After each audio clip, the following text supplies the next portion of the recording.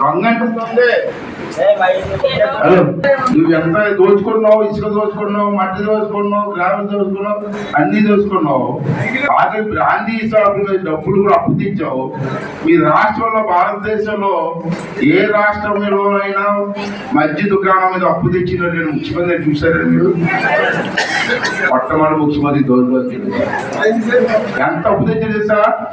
Brandy మనం ఏంటంటే పిల్ల పెళ్లి అయితే భూమి తనఖా పెట్టు, బంగారం తనఖా పెట్టు, అప్పు తెచ్చుకుంటాం బ్యాంకులో. ఈ దుర్మార్గుడు బ్రాందీ షాపుల్లో తనఖా పెట్టి అప్పు తెచ్చాడండి. 8,600 కోట్లు, 9.49% వడ్డీకి. ఎన్ని సంవత్సరాలు తెలుసా? 25 సంవత్సరాలు తనఖా పెట్టేశాడు. వీడు రేపు 40 రోజుల్లో జైలుకి పోతాడు వీడు. మరి 25 సంవత్సరాలు పెట్టేయండి తనఖా. అంటే వచ్చి ప్రభుత్వం, భారతీయ జనతా పార్టీ ప్రభుత్వంలో, తెలుగుదేశం ప్రభుత్వంలో, జనసేన ప్రభుత్వం అప్పు తీర్చాలి. అప్పు ఏంటంటే ఇది పిచ్చోటి పరిపాలన. పిచ్చోటి రాజకీయాలు రాయంటారు కదా పూర్వం, పిచ్చోటి పరిపాలన. అటువంటివి అన్నీ జరుగుతున్నాయి. ఇంకో విషయం చెప్పాలి మీకు, మీ భారతీయ జనతా పార్టీ నాయకులను విమర్శించరు కానీ కొన్ని విషయాలు మీకు అర్థం చేసుకోవాల్సిన అవసరం ఉంది. ఏంటంటే ఈరోజు హౌసింగ్ లీగ్ డబ్బులన్నీ కూడా భారత ప్రధాని గారే ఇస్తున్నారు. ఆ విషయం ఎవరికైనా తెలుసా? 100 లక్ష, ఒక్కొక్క ఇంటికి 1,80,000 ఇస్తున్నారు. దాంట్లో 1,50,000 రూపాయలు ప్రధానమంత్రి గారు ఇస్తున్నారు. 30,000 రూపాయలు ఎక్కడి నుంచి తెలుసా? ఉపాధి హామీ పథకం డబ్బులు, అది కూడా కేంద్ర ప్రభుత్వమే ఇస్తుంది. మొత్తం 1,50,000 రూపాయలు కేంద్ర ప్రభుత్వం ఇస్తుంటే ఈ దొంగరా కొడుకు నేను ఇచ్చానంటాడండి. ఎంత అన్యాయం అండి ఇది? అన్యాయం కాదా అండి ఇది? అలా పంచాయతీ డబ్బులండి, పంచాయతీ ప్రెసిడెంట్ డబ్బు 14th ఫైనాన్స్, 15th ఫైనాన్స్, మొత్తం డబ్బు అంతా పంచాయతీకి డబ్బు అంతా కేంద్ర ప్రభుత్వం ఇస్తుంది. ఆ డబ్బుతో ఏం చేస్తారంటే కాలువలకి, రోడ్లు మరామతులకి, లైటింగ్కి వెయ్యాల. పంచాయతీలకి కేంద్ర ప్రభుత్వం డబ్బు ఇస్తే పంచాయతీ ప్రెసిడెంట్ తెలియకుండా ఆ డబ్బు అంతా డైవర్ట్ చేసాడు నాకు కొడుకు. తప్పు కదండి, పంచాయతీ ప్రెసిడెంట్ లేదు కదండి, సంక్రాంతిగా వాళ్ళకు ఉన్న అధికారాలు ఏంటి? సర్పంచ్కి ఎందుకు ఎదిగారు? ఇవన్నీ కూడా మీరు అర్థం చేసుకుని ముందుకెళ్ళాల్సిన అవసరం ఉంది. ఈ రాష్ట్రానికి రావాల్సిన డబ్బు అంతా కూడా పోలవరానికి కూడా కేంద్ర ప్రభుత్వం డబ్బు ఇచ్చింది. పోలవరం ప్రాజెక్ట్ బ్రహ్మాండ ప్రాజెక్టు, ఆ డబ్బును డైవర్ట్ చేశాడు.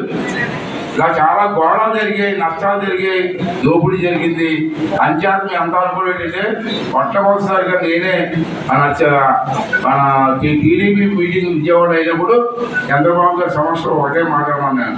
చాలా ఇష్టపడండి, ఇష్టపడకపోండి, నాకు ఐడియా ఉంది సార్ చెప్తానంటే చెప్పన్నారు. చెప్పయ్యన్నా అన్నారు. మరి ఏమనుకోకూడదు అన్నాను. చెప్పన్నారు సార్, రావణాసురుడు చెప్పడానికి రాముడు చాలా అండి. రాముడు దేవుడే కదా, రాముడు బాణం వేస్తే రావణం చచ్చిపోడా? అని చెప్పలేదు. అందరూ సహకారం తీసుకొని చెప్పుతో ఆలోచించాడు. ఆంజనేయ సాయం తీసుకున్నాడు, కోసి సాయం తీసుకున్నాడు, ఉడత సాయం తీసుకున్నాడు. ఆర్థిక రావణాసుడు తమ్ముడు విభీషణుడు తాను సాయం తీసుకొని అప్పుడు రాంబాణుతో కొట్టాడు. అది రాజనీతి. అంచేత ఇది దుర్మార్గుడి జగన్మోహన్ రెడ్డిని రాజకీయ సమాధి చేయాలంటే బీజేపీ, జనసేన, తెలుగుదేశం కలిసి ముందుకు వెళ్ళాలి సార్ అని చెప్పి నేను చెప్పండి. వాస్తవం. ఇవాళ సీఎం రమేష్ కోసమో, అయ్యన్న మంత్రి కోసం, లేకపోతే చంద్రబాబు నాయుడు కోసం ఓటు అవసరలే. కానీ రాష్ట్ర భవిష్యత్తు కోసం, దేశ భవిష్యత్తు కోసం, మన పిల్లల భవిష్యత్తు కోసం రేపు ఎన్నికల్లో ఓటు వేయవలసిన అవసరం ఉందని చెప్పి నా తాలూకు సోదరులారా. అంచేత అందరం కూడా ఒక ఉమ్మడిగా 3 పార్టీలు కదా, ఒకటే పార్టీగా భావించి మన అందరం కూడా పనిచేద్దాం, ఇంటికి తిరుగుదాం. నేను కోరిక ఒకటే, మనం చూశాను నేను జై శ్రీరామ్ అని చెప్పి భారతదేశం అంటే అన్ని గ్రామాల్లో కూడా మీరు తిరిగారు. మీతో పాటు మేము తిరిగాం అవకాశం చేత. అదేంటంటే దైవ భక్తి, దైవ కార్యక్రమం. ప్రధానమంత్రి గారు ఇంటి పరిస్థితిలో రామాలయం కట్టాలనుకున్నారు, కట్టారు. దాన్ని దేశంలో ప్రతి గ్రామంలో, చిన్న చిన్న గ్రామాల్లో కూడా సెలబ్రేట్ చేస్తున్నాం. అంత పట్టుదలగా మీరందరూ కూడా అదే పట్టుదలతో రేపు ఎలక్షన్లో మన 3 పార్టీలు కలిసి ఇంటికి వెళ్ళి ఓటు వేయు ఎంత అవసరం ప్రజలకు చెప్పాల్సిన అవసరం ఉందని చెప్పి నేను భావిస్తున్నాను. మనలో మనం చిన్న చిన్న తేడాలు ఉంటాయి, ఆ స్పర్ధలు మనస్పర్ధలు పెట్టుకొని ఈ రాష్ట్ర భవిష్యత్తు పాడు చేయొచ్చండి. ఏమైనా సరిదిద్దుకుందాం, మనంతా ఒకటే కుటుంబం, సరిదిద్దుకుందాం. ఒక చిన్న పొరపాటు గొడవ చేస్తే దాన్ని మనసులో పెట్టుకొని ఇటువంటి కార్యక్రమాన్ని పాడు చేయడానికి లేదు. ఎట్టి పరిస్థితుల్లో మనం విన్నవారా ఈ రాష్ట్రాన్ని అభివృద్ధి చేసుకోవడానికి ప్రయత్నం చేయాలి. సీఎం రమేష్ గారి గురించి చెప్పారు బాధ గారు. సీఎం రమేష్ గారు ఇప్పుడు నాకు కొత్త ఏం కాదు, 84 నుంచి అంటే సుమారు 40 సంవత్సరాలు 35 సంవత్సరాల నుంచి నాకు పరిచయం అవుతుంది రమేష్ గారు. చాలా డేరింగ్గా ఉండే వ్యక్తి, ఏదంటే అది చేయాలనుకునే వ్యక్తి. ఒక అడుగు ముందుకు వేస్తారు తప్పని వెనక్కి వేసే రకం కాదు. ఇవాళ అటువంటి వ్యక్తి మనకి ఎంపీగా రావడం చాలా అదృష్టంగా భావిస్తున్నాం. ఎందుకంటే ఎంపీలు చాలా మంది అవుతారు. ముత్యాల నాయుడు ఎంపీగా పోటీ చేస్తారు కదా, చూసారా మాడు ఆడ వెళ్ళి ఢిల్లీని ఏం మాట్లాడతారండి అనుకుంటున్నాను. ఢిల్లీ ఎవరి దగ్గరికి వెళ్తాడు? ఏ మంత్రి దగ్గరికి వెళ్తాడు? ప్రధానమంత్రి దగ్గరికి వెళ్తాడా? హోమ్ మినిస్టర్ దగ్గరికి వెళ్తాడు? ఎవరి దగ్గరికి వెళ్తాడు? ఇతరైతే డేరింగ్ ప్రధానమంత్రిని కలగలరు, ప్రధానమంత్రిని ఒప్పించగలరు, హోమ్ మినిస్టర్ దగ్గరికి వెళ్తారు, హోమ్ మినిస్టర్ గారికి కావాలని గట్టి అడగలరు, మన ప్రాంతానికి కార్యక్రమాలు చేసే సత్తా ఉన్నాయి.